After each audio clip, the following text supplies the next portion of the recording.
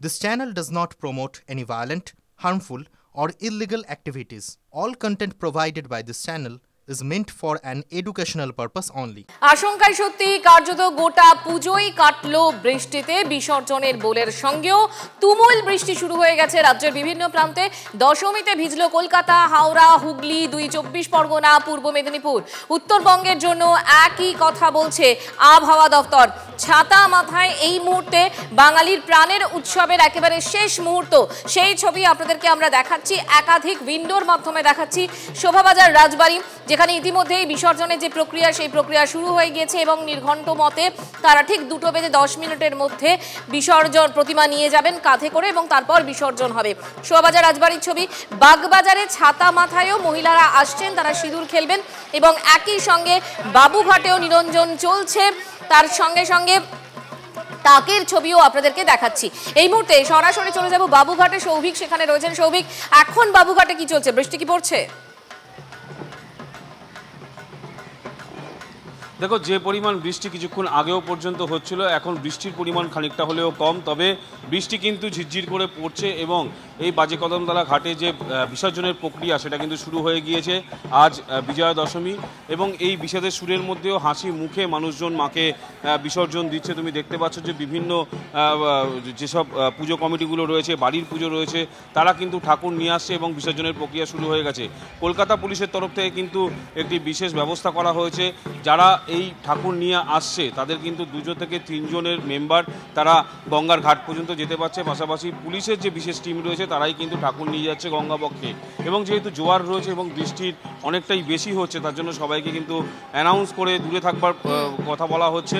এবং ইতিমধ্যেই কিন্তু বিভিন্ন জায়গা থেকে তুমি দেখতে পাচ্ছ বহু মানুষজন কিন্তু তারা কিন্তু প্রতিমা বিসর্জন দিয়ে এই মুহূর্তে কিন্তু তারা ফেরত চলে যাচ্ছে। একে একে যেসব বিসর্জন পর্ব পরপর কিন্তু রাস্তার উপর, অর্থাৎ এই যে বাজে কদমতলা ঘাটের যে মেন রোড, সেই মেন রোডের পাশে কিন্তু দাঁড়িয়ে রয়েছে ঠাকুর। একে একে সমস্ত ঠাকুর আসছে এবং গঙ্গাবক্ষে কিন্তু মাকে বিসর্জন জানাচ্ছে। এবং কিছুক্ষণ আগে পর্যন্ত কিন্তু প্রচণ্ড বৃষ্টি হচ্ছিল, যেমনটা হাওয়া অফিসের তরফ থেকে বলা হচ্ছে। নিম্নচাপ অতি গভীর নিম্নচাপে রূপান্তরিত হয়েছে এবং স্থলভাগে আজকে রাতে প্রবেশ করবে উড়িষ্যা দিয়ে। এবং তার ফলেই কিন্তু কলকাতা এবং 2 পরগনা, 2 মেদিনীপুরে ভারী বৃষ্টির সতর্কতা, কমলা সতর্কতা জারি করা হয়েছে। কিছুক্ষণ আগে তুমুল বৃষ্টি হচ্ছিল এবং এই বাজে কদমতলা ঘাটের যে রাস্তা, সেই রাস্তার মধ্যেও জল জমে গেছে।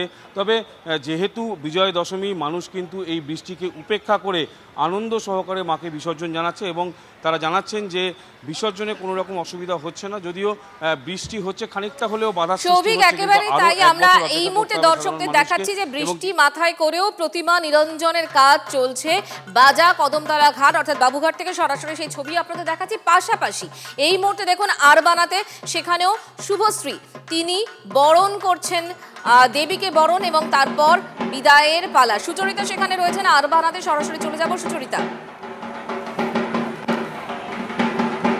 একদম দেখো, এই মুহূর্তে কিন্তু শুভশ্রী গাঙ্গুলি তিনি প্রতি বছরই আরবানাতে দশমীর দিন এখানে মাকে বরণ করেন। সারা বছর যাতে ভালো থাকেন বা মঙ্গল কামনায় কিন্তু তিনি আসেন এবং একদম নিয়ম নিষ্ঠা ভরে তিনি কিন্তু সমস্ত রিচুয়াল মানেন। এবং সব থেকে বড় কথা যে তিনি সেলিব্রিটি বলে আলাদা করে তাড়াহুড়ো করেন না। সমস্ত একটা লম্বা লাইন, সেই লাইনে দাঁড়িয়ে তার সময় আসলে তবেই সে গিয়ে বরণ করেন। সব থেকে বড় বিষয় যেটা, সেটা হচ্ছে শুভশ্রী গাঙ্গুলি ভীষণভাবে ঘরোয়া এবং আমরা জানি যে সিনেমার সঙ্গে সঙ্গে তিনি কিন্তু তার সাথে সাথে আমরা জানি যে তিনি কিন্তু ভীষণভাবে বাড়ির সমস্ত নিয়ম কানুন সব কিছুই কিন্তু মেনে চলেন।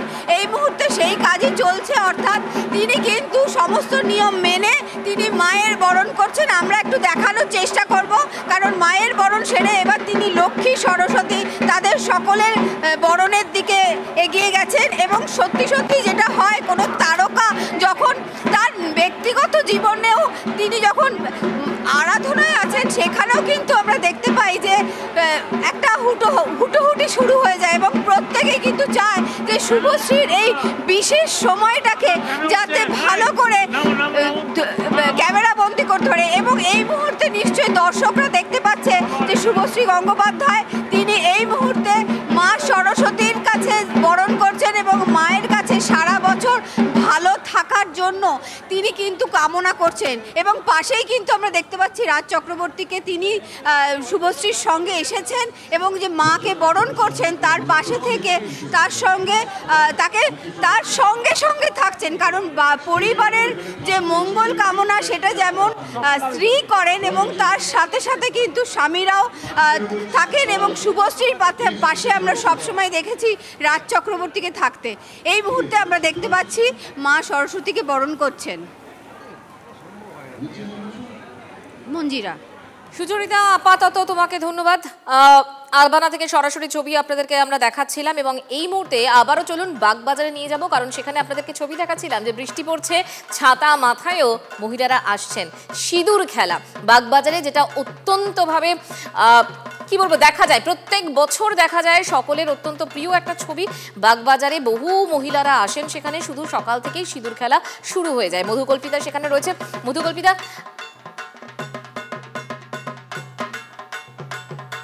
বাগবাজারের পর আমরা কথা বলবো মধুকল্পিতার সঙ্গে, কিন্তু এই মুহূর্তে আবারও শোভাবাজার রাজবাড়িতে চলুন। সেখানেও কিন্তু আমরা দেখেছি বহু মানুষ আজকে সকালবেলাও এসেছেন। সুজয় রয়েছেন। সুজয়, এখন শোভাবাজার রাজবাড়ির ছবিটা কি? দেখো, কিছু সময় আগে মূল মন্দির থেকে ঠাকুর বের করা হচ্ছে। ঠাকুরকে বের করে এখন একেবারে শোভাবাজার রাজবাড়ির যে মেইন গেট, সেই মেইন গেটের সামনে রয়েছে এবং এখানে মানুষ আসছে। এবং তুমি দেখতে পাচ্ছ যে মায়ের হাতে যে অস্ত্র ছিল, চালা ছিল, সেগুলিকে আবার কিন্তু সস্থানে রাখা হলো।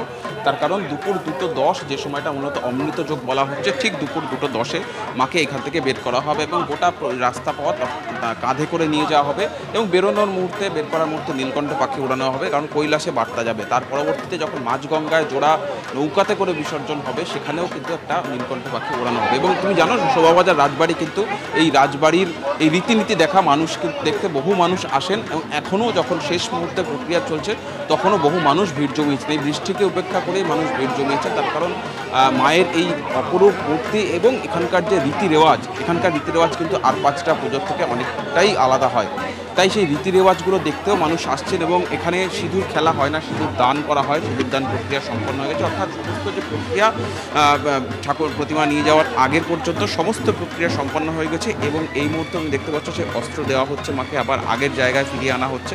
তারপরেই কিছু সময়ের মধ্যে এখান থেকে নিয়ে যাওয়া হবে ঠিক দুপুর 2:10 নাগাদ। ফলে এবং কিছু সময় আগে যে বৃষ্টি হলো, বৃষ্টির ছবিটাও তোমাকে কিছু সময় আগে দেখিয়েছি যে বৃষ্টিতে কিন্তু শোভাবাজার রাজবাড়ি এবং সংলগ্ন এলাকা বেশ কিছুটা জায়গা জলমগ্ন হয়েছে, কিন্তু মানুষ সমস্তটাই উপেক্ষা করে আবার এসছেন। তার কারণ মায়ের বিদায়বেলা, ফলে মানুষ, বাঙালির চোখে জল, বাঙালির সেই আবেগ, মানুষ কিন্তু সেই আবেগটাকে ধরে রাখতেই এবং মাকে একবার বিদায়ের আগে শেষবার দেখতেই এখানে শোভাবাজার রাজবাড়িতে ছুটে আসা বিভিন্ন প্রান্ত থেকে, কলকাতার বাইরে থেকে মানুষ আসে। সুজয়, নজর থাকবে আমাদের, অর্থাৎ মহেন্দ্রক্ষণ 2:10 সেই সময় শোভাবাজার রাজবাড়ি থেকে প্রতিমা বের করা হবে এবং তারপর কাঁধে করে নিয়ে যাওয়া হবে এবং তারপর সম্পন্ন হবে নিরঞ্জন প্রক্রিয়া।